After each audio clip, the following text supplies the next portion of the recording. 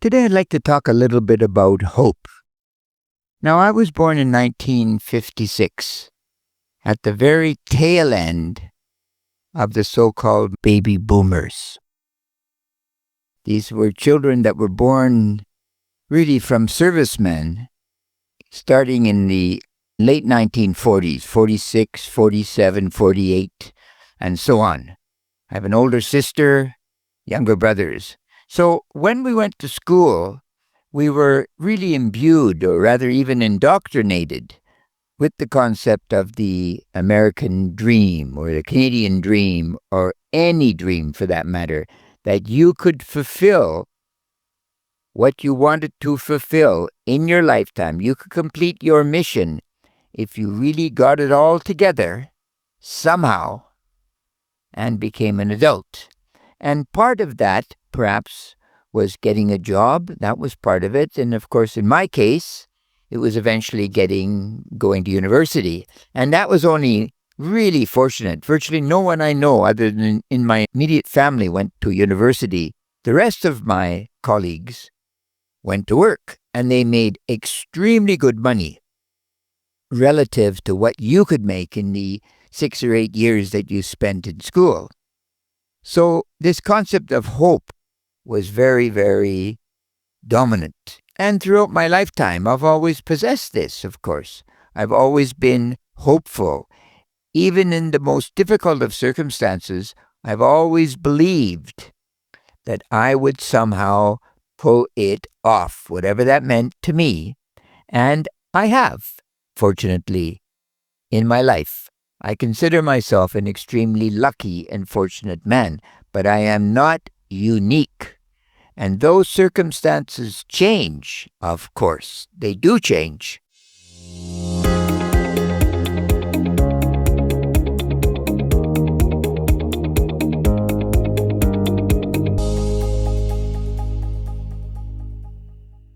We are still basically the same people we were perhaps after the Bronze Age collapse was finished.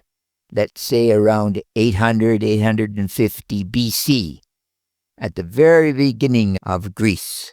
Greece was slowly coming into the forefront, which of course, these are our forefathers when it comes to Western civilization, their Greek culture, of course, eventually leading to Socrates, Plato, and Aristotle, amongst many other great philosophers. Now, what's happening in the modern era, however, I read, is that the newest generation is the first generation, the so-called post-millennials, Generation Z, first generation that has grown up only with technology, only with the cell phone, the internet from the 1980s, somewhere in there, right? What does this mean? It means that we are co-opted, in a certain sense of the word, by a digital reality, not the bugs and the bees and the ants and the nature blowing, but something that's quite artificial. And any young person who knows anything about the cell phone, computers, whatever it is, at 12 years old, is going to be able to access the darkest things that are imaginable on Earth. They're all there. On the internet, everything you can think of is there. And of course, the age of comparison is also there. So perhaps you don't quite like your body. You're one of those. I was one of those. Didn't quite like my body. And of course, we didn't have a comparison. We only had the good-looking young people in the class to compare with. But if you're a young person now, you can go to the internet and compare yourself to about 4 billion other people, or 5 billion almost, that are accessing the internet on an ongoing basis. And inevitably, there's going to be someone more beautiful, more handsome than you. No question at all. Someone richer than your own family. Also no question at all. And me, I'm just a very tiny little slug in all of this. That's how I feel. But this is, of course, one of those great tragedies, isn't it? There may be someone better looking than me, and there may be someone richer than me, but there is no one like me. No one like me, the uniqueness of me. And this is not just frivolous, fatuous talk. It's the truth. And how you test this, realize that if you are not here, if you don't exist or didn't exist, all the things that you could create in your reality will never be, right? All the kindnesses, perhaps the poetry that you write, the music that you play, the relationships that you have would never exist. And the world would be, for sure, a smaller place because of you.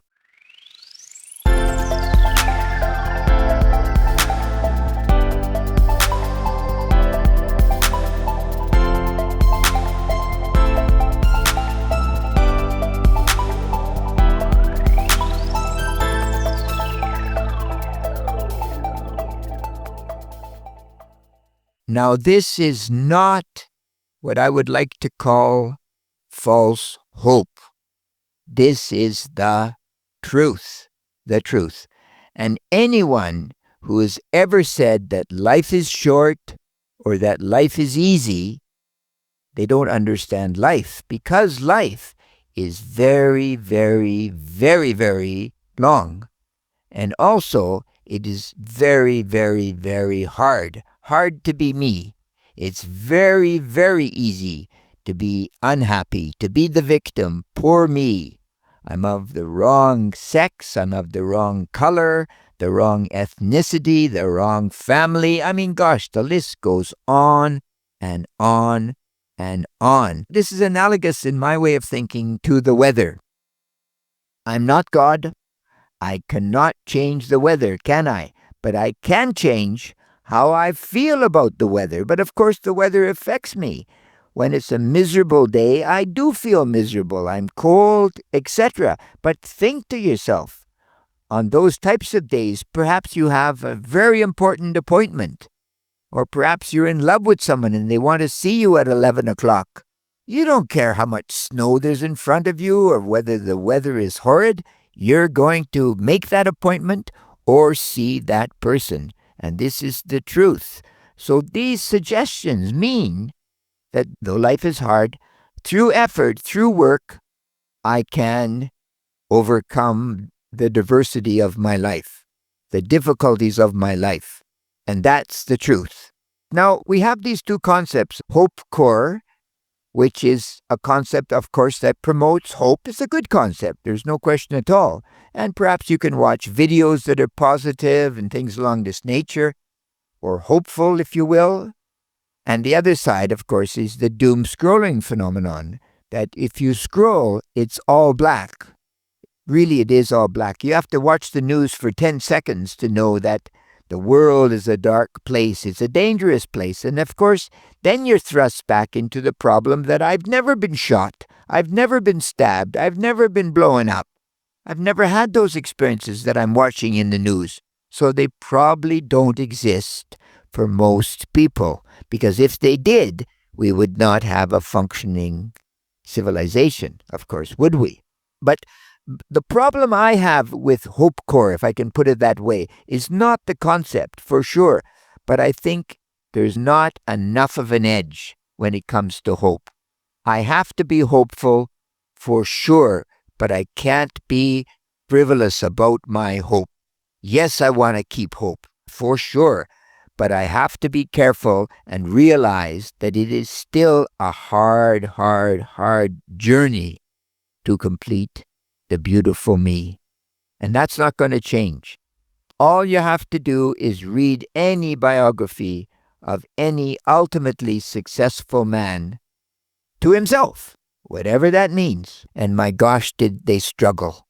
Did they struggle to finally come to their nirvana, whatever that means.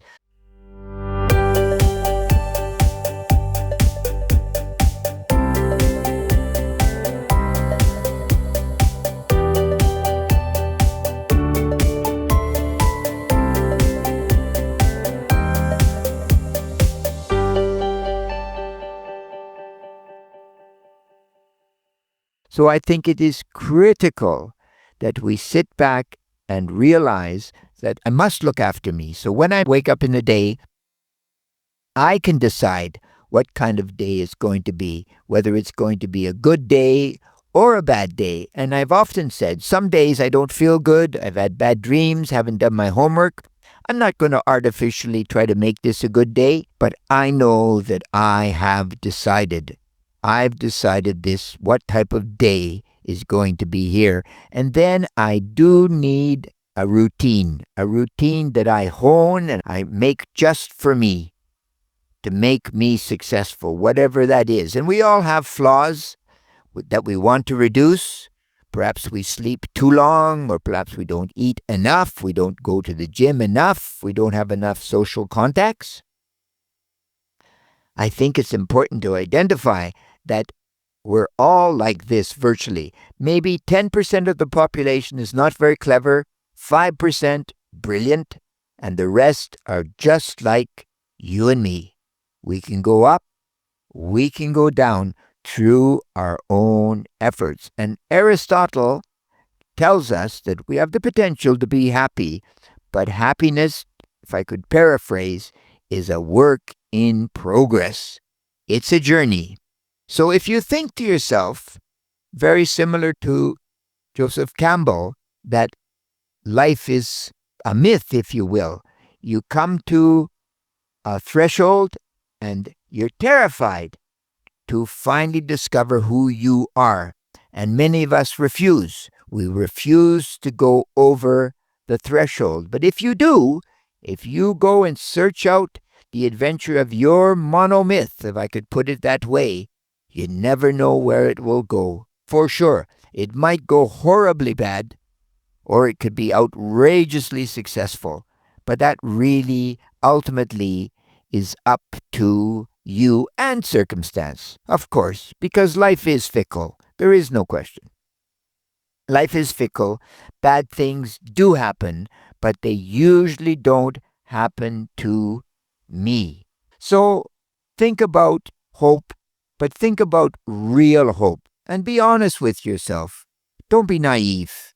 Life is hard and life is long, but I can achieve what I want to achieve if I get to work. Don't play the victim. The victim's usually on the side of the street, living at the train station, addicted to drugs and alcohol. They're cowards, fundamentally, whatever the excuse. Don't be one of those. You have a choice in your life. Really, there's only one of two choices. You can either be a hero or you can be a coward. It's up to me. It's truly up to me. And you know what they say. You know what they say. Critical thinking is everything, especially if you're a realistically hopeful person, and critical thinking is great, truly great. You take care. God bless. Bye-bye.